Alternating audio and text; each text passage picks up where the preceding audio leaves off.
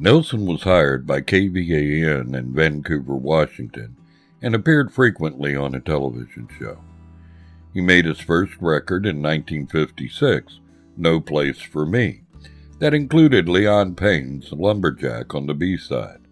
The recording failed. Nelson continued working as a radio announcer and singing in Vancouver clubs. He made several appearances in a Colorado nightclub, later moving to Springfield, Missouri. After failing to land a spot on the Ozark Jubilee, he started to work as a dishwasher. Unhappy with his job, he moved back to Texas. After a short time in Waco, he settled in Fort Worth and quit the music business for a year. He sold Bibles and vacuum cleaners door to door and eventually became a sales manager for the Encyclopedia Americana. After his son Billy was born in 1958, the family moved to Houston, Texas. On the way, Nelson stopped by the Esquire Ballroom to sell his original songs to house band singer Larry Butler. Butler refused to purchase the song Mr. Record Man for $10, instead giving Nelson a $50 loan to rent an apartment and a 6-night job singing in the club. Nelson rented the apartment near Houston in Pasadena, Texas, where he also worked at the radio station as the sign-on disc jockey. During this time, he recorded 2 singles for Pappy Daly on D Records, Man with the Blues, The Storm Has Just Begun, and What a Way to Live, Misery Mansion.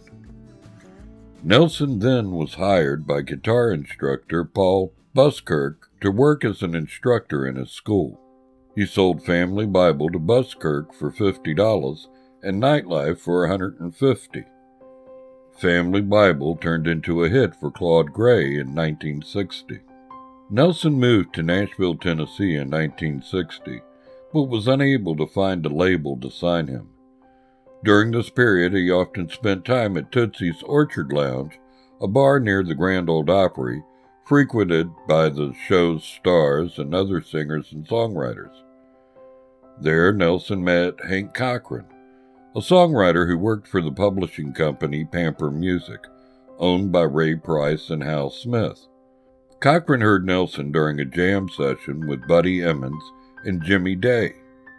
Cochran had just earned a raise of $50 a week, but convinced Smith to pay Nelson the money instead to sign him to Pamper Music. On hearing Nelson sing Hello Walls at Tootsie's, Fair and Young decided to record it. After Ray Price recorded Nelson's Nightlife, and his previous bassist Johnny Paycheck quit, Nelson joined Price's touring band as a bass player. While playing with Price and the Cherokee Cowboys, his song became hits for other artists, including Funny How Time Slips Away, Billy Walker, Pretty Paper, Roy Orbison, and most famously Crazy by Patsy Cline. Nelson and Cochran also met Cline's husband, Charlie Dick, at Tootsie's. Dick liked a song of Nelson's he heard on the bar's jukebox. Nelson played him a demo tape of Crazy.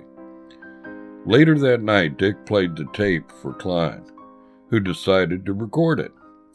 Crazy became the biggest jukebox hit of all time. Nelson signed with Liberty Records and was recording by August 1961 at Quonset Hut Studio. His first 2 successful singles as an artist were released by the next year, including Willingly, a duet with his soon-to-be second wife, Shirley Coley, which became his first charting single and first top 10, and Touch Me, his second top 10, stalling at number 7.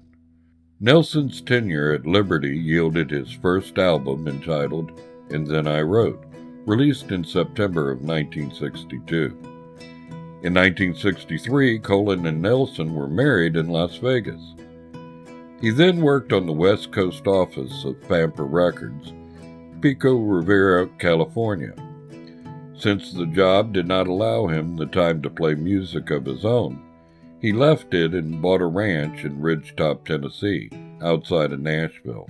Fred Foster of Monument Records signed Nelson in early 1964, but only one single was released, I Never Cared for You.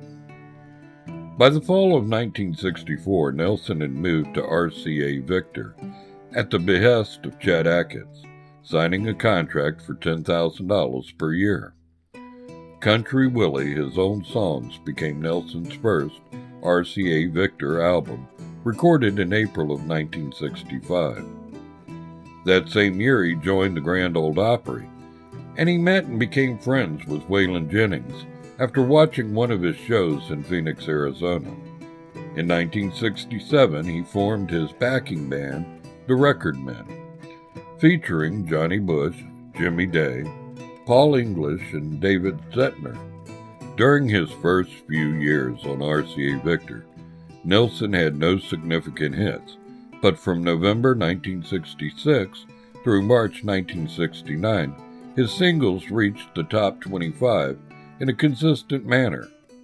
One in a Row, number 19 in 1966, The Party's Over, number 24 during a 16-week chart run in 1967, and his cover of Morcombe and Wise's Bring Me Sunshine, number 13, March 1969, were Nelson's best-selling records during his time with RCA.